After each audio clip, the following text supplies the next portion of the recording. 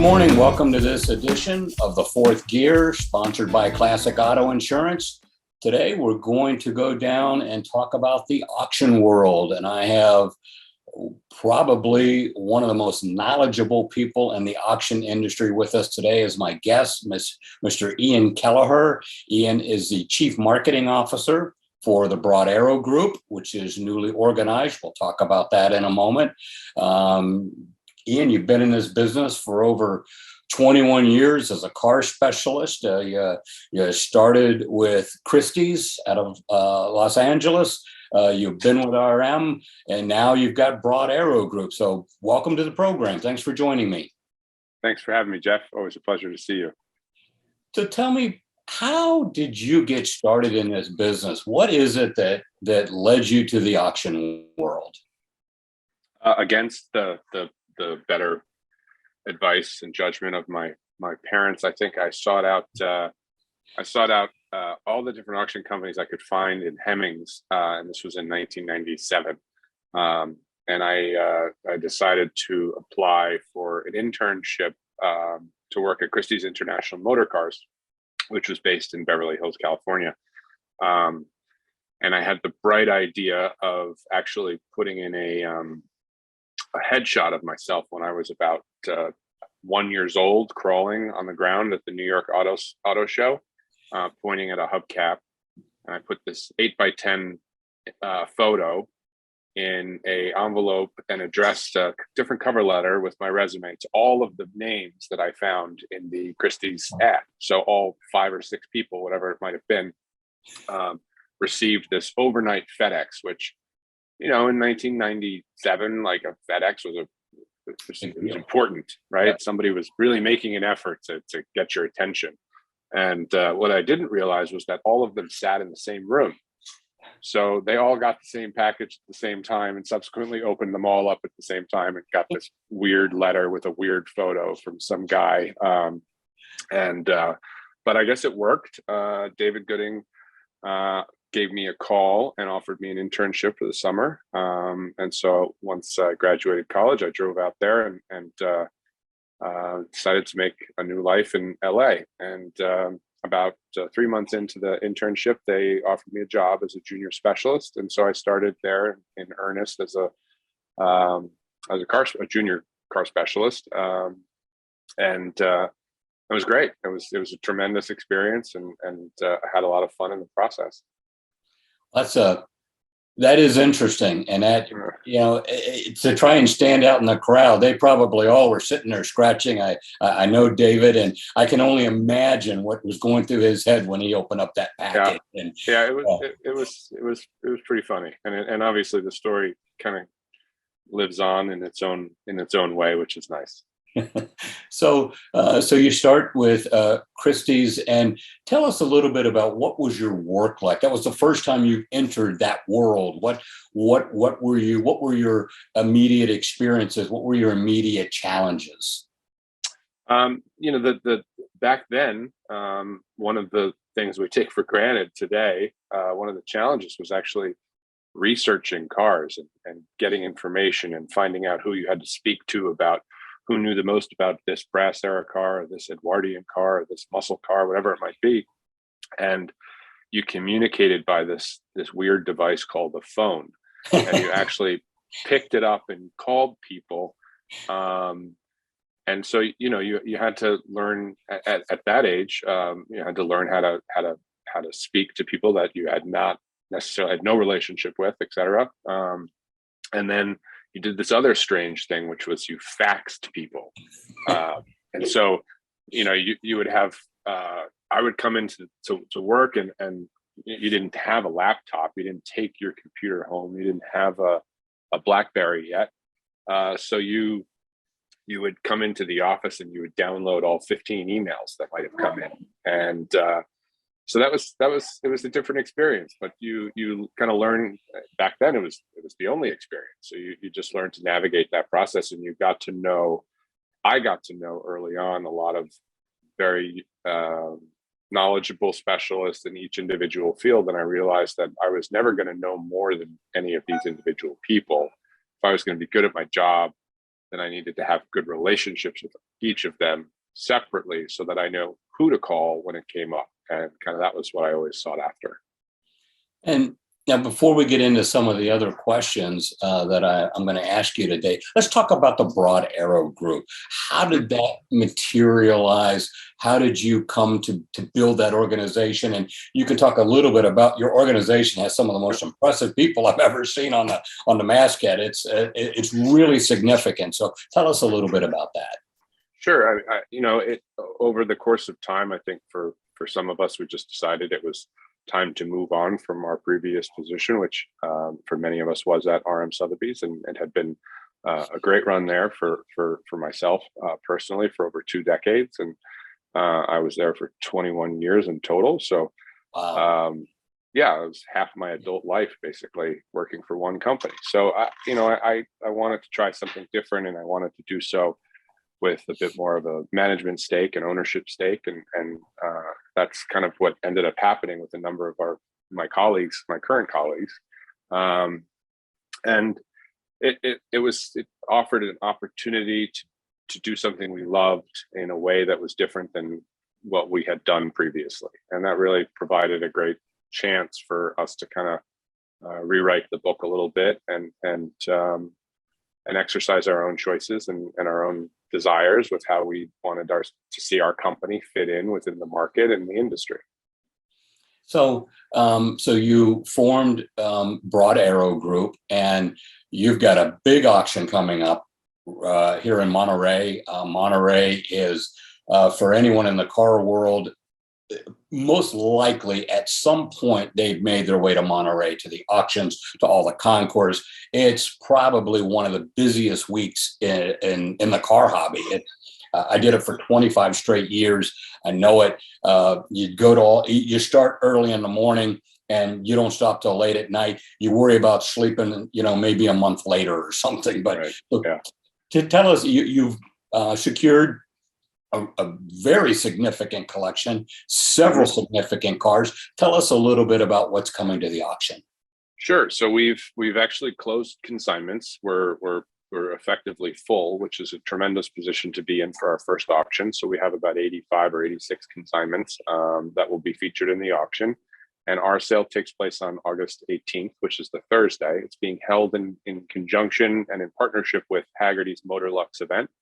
And this, of course, is the reimagined McCall's Motor Works, effectively, which, Gordon and Molly McCall had successfully run for the last 3 decades, essentially. So Haggerty taking that over this year for the first time, and our event and our auction is obviously it's in the hangar next door, so it's a close participant to everything that's going on.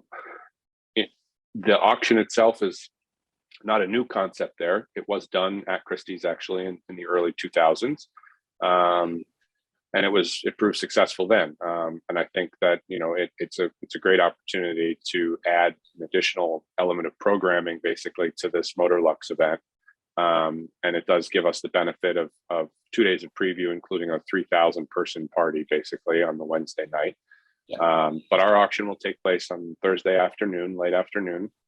And as you mentioned, we do have a significant amount of tremendous cars, including a consignment from William Bill Fleischman, who is a Santa Monica resident and real genuine enthusiast with his son Alex. They've been collecting cars for over 30 years, and this was not an easy decision for him, but more of a life decision. And so he's elected to sell 28 cars. Very significant cars too, by the way. Yeah.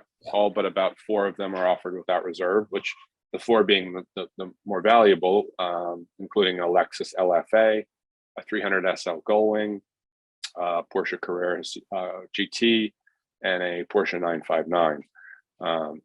Those kind of being the more valuable cars in the collection. But of the other 24 cars, all offered without reserve, include things like a BMW M1, Ferrari Daytona, 550 Maranello, a 6-speed Maranello, which was a beautiful spec that he spec'd out himself at the factory. So it's a great group of stuff to have as an anchor to our first auction. And that's awesome. You gave me a great segue into my next question. A lot of people who perhaps they've been to auction, but they've not taken a car to auction. Tell us two questions. Number one, what's the most important thing you think someone needs to know? And explain reserve and no reserve. Certainly. So reserve and no reserve. The reserve is a confidential amount that the owner agrees with the auction company, and that's the minimum amount for which that car can sell. So some cars, and generally in Monterey, you will see a lot of cars that are offered without reserve under $100,000. It's really the norm. It may not be the norm in other venues, but in Monterey, you do have that opportunity because there's so many good cars being offered that it's one way that people actually kind of bring their car to rise to the cream of the crop, basically. And a car that is offered with a reserve, that tends to be most of the higher value cars. You don't see too many 7-figure cars offered without reserve. Occasionally there are, but generally speaking, the reserve can be no higher than the low estimate. So you always know that if a car, in our case, in particular for Broad Arrow Group, if the estimate is $500,000 to $700,000, the reserve is never above $500,000. It can be at $500,000, but should be below. And that's generally a good rule of thumb to kind of keep in the back of your mind as you consider bidding. And then, equipping yourself with as much knowledge as possible is always the number one recommendation, I think, from any auction company. I think in our case, what we'll continue to promote is the accessibility to our car specialists, to those who have the information that can tell you how a car drives, that can tell you if it might need something, that can also tell you, have you looked through the history file on the car? They might do so with you. I think one of the hallmarks of the Broad Arrow Group is that our team of car specialists is really, we assembled a group of people that I feel confident saying are the top of the industry. Whether it's Alexander Weaver, Barney Ruprecht, Donnie Gould, Ramsey Potts, Marvin Waters, Brandy Cole. We've just as a I would say as a new company to have that group, it's really a feather in our cap, and we're lucky to have the team that we put together. And you're right, and that we talk a lot about that. Doing your homework, having a specialist. If you're interested in a specific car, you'll find it, and maybe you're not sure if it's the right car. Having some type of authority with you to look at the car to make sure you ask the right questions.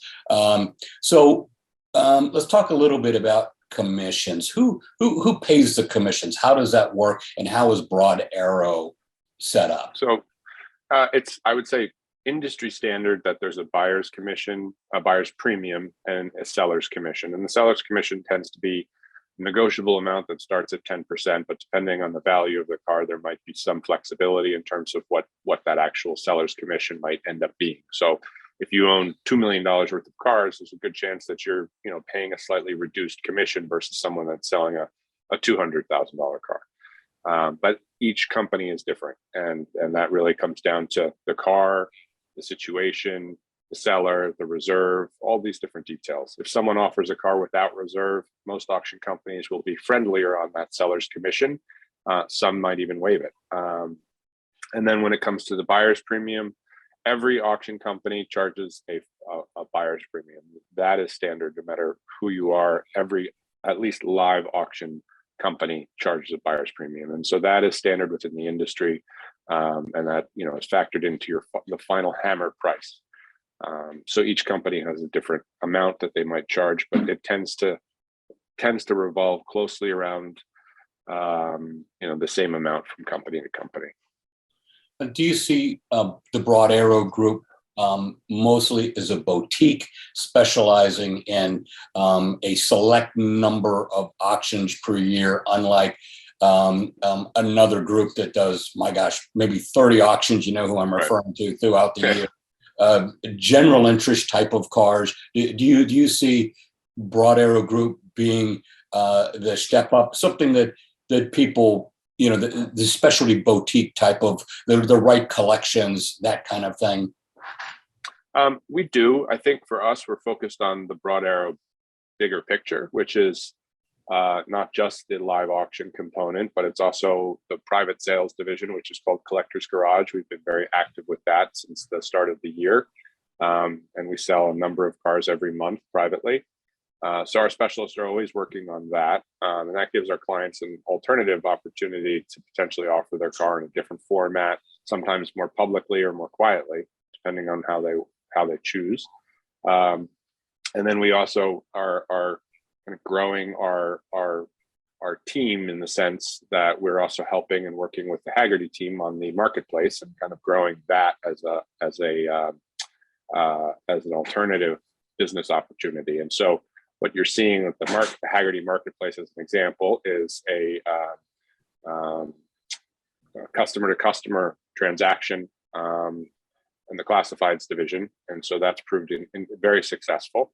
And so some of our broad arrow staff are assisting with that and helping build that out. But ultimately, we're not in a rush to do as many auctions as possible. We're very lucky this year. We've got, after Monterey, we have the Jim Taylor auction, and that's taking place October 14th and 15th in Gloversville, New York.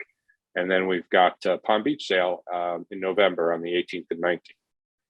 You got those are some significant venues as well as some significant collections coming up, which kind of leads me into my next question. We're talking about current trends.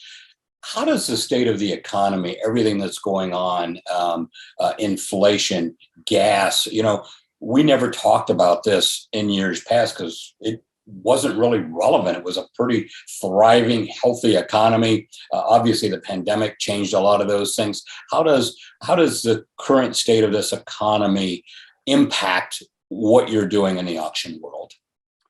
It's a terrific question, and the reality is it is having an impact. It's just not having a significant impact quite yet. And I think that the reality with where that will, how that might change is when people start seeing prices change.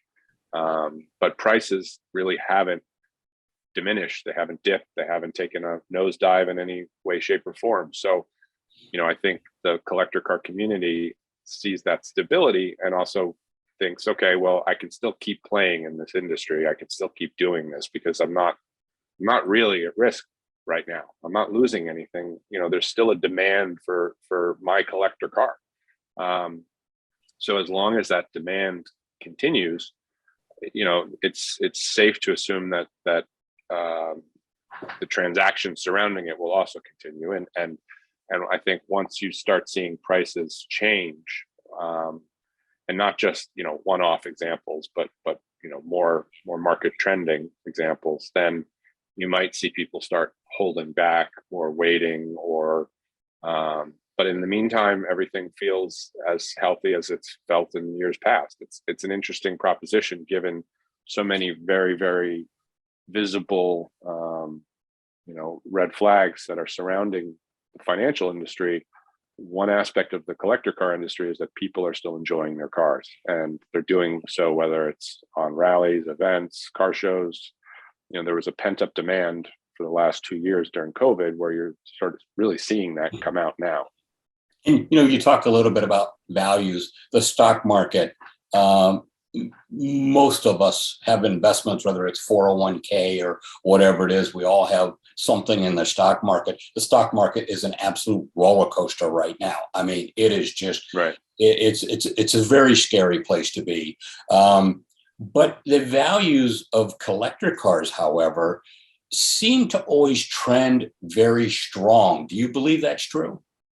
I do. We've seen when markets have gone down, we've seen some cars hold their values quite well. We've seen other cars dip, but the bottom has never fallen out of the collector car market in that respect. There's never been a day where the S&P dropped 600 points and on the NASDAQ dropped 600 points. And then all of a sudden, the collector car market was reeling.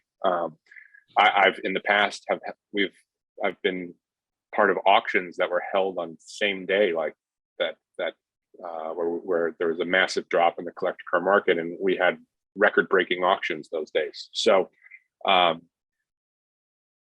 I'd like to say that I know something that other people don't, but you know, I think all we can all do is sort of watch and pay attention and react in a measured way when things change. So tell me a little bit about how do you build awareness, and where do you see Broad Arrow in the auction space moving forward? Um, for us as a team, we see Broad Arrow as a boutique auction, as you described, but one that offers its clients the most transparent and trusting process in terms of what we do. We want our clients to really understand what's taking place at the auction, how the bidding is working, what they're bidding, what the bidding increments are. We want it to be very obvious and very clear. And I think, you know, trust is built over time in sort of small moments. And for Broad Arrow, we're a new company, and so we have to work towards each of those small moments. Mercifully, I think a lot of our team, I think all of our team have stellar reputations that help build those small moments of trust. These are people that aren't starting from scratch just because they started a new company. They're, as an example, Alexander Weaver, that I've worked with for over a decade, is the same Alexander Weaver for the last decade as he is today. And today, if not more, because he cares even more about what he's doing and his clients. And so I think for us, differentiating ourselves is best done through the successes of our transactions and the experiences of our clients. And what's hot right now? You know, I'm not going to ask you for a top 10, but what do you see that's really hot? You think, gosh, I know if we get one of these, that, you know, we're gonna really get the buzz going. Right. Actually, I think one of the cars that's in our auction that is definitely, and I think it's priced reflective of how hot it is right now, is the Lexus LFA. That's something that has come up, and you know, they were cars that you could buy for $500,000-$600,000 a number of years ago, and now they're 1.7. Depending on, very rare, but you know, it depends on the spec, the color, and so that's very hot right now. Porsches have just not stopped being hot, so they've stayed hot this entire time, and I think in our case, we've got a red CGT and a red 959, which are kind of cool to have the pair in red.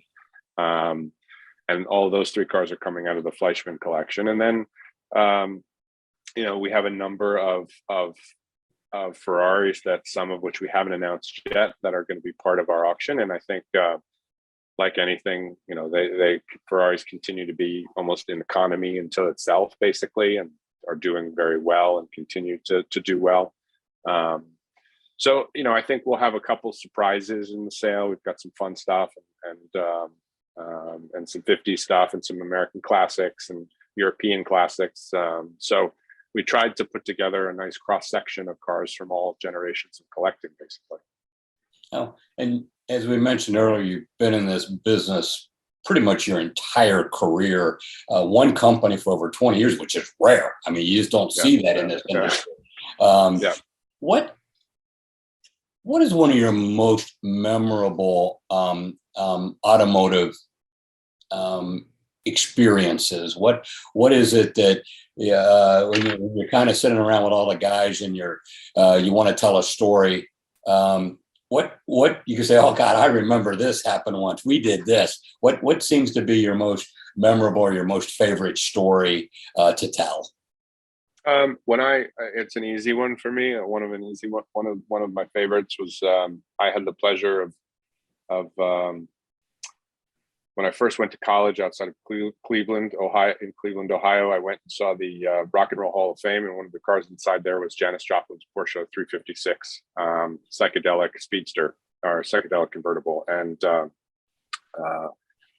I thought that was one of the coolest cars. And then literally 20 years later, I am pushing that car out of the Rock and Roll Hall of Fame because I was responsible for consigning it to the Sotheby's auction in New York City, driven by disruption. And So I had the opportunity to then be involved with the family, with Janice's brother and sister, and work with them for a number of months leading up to the sale.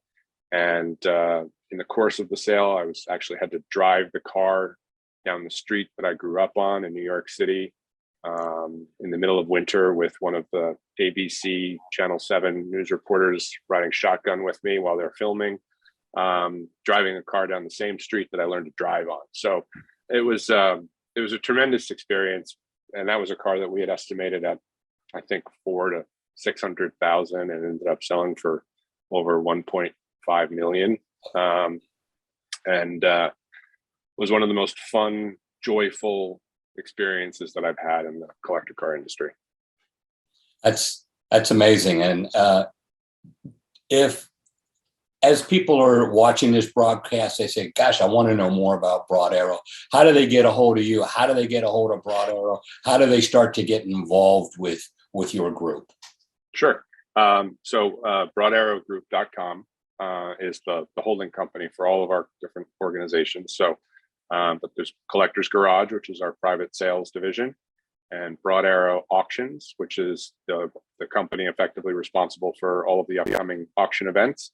And we have a fourth division, which is Broad Arrow Capital, which is our collector car financing. So that's become a very healthy part of the industry and a strong part of our business. We have a number of 4 very, very well experienced individuals that are kind of handling that, and we offer financing on a global basis. So any of those 4 websites will take you to the other if you need to, and basically can learn all about our staff and our upcoming cars for the auctions. And Ian, I've known you for, gosh, I don't know how many years, maybe as long as you've been in this business, yeah. Me being the senior of you in this business. You've always been extremely accommodating when I've been at the different events. I've referred clients to your group, to you specifically, and I've never had anyone say, "Oh my God, I wish I had done something different." So a great tribute to you, to all your efforts in this hobby, and thank you so much. Thank you for being with us today, and thank you for all your great insight. We greatly appreciate it. Thanks, Jeff. It was a pleasure to speak with you.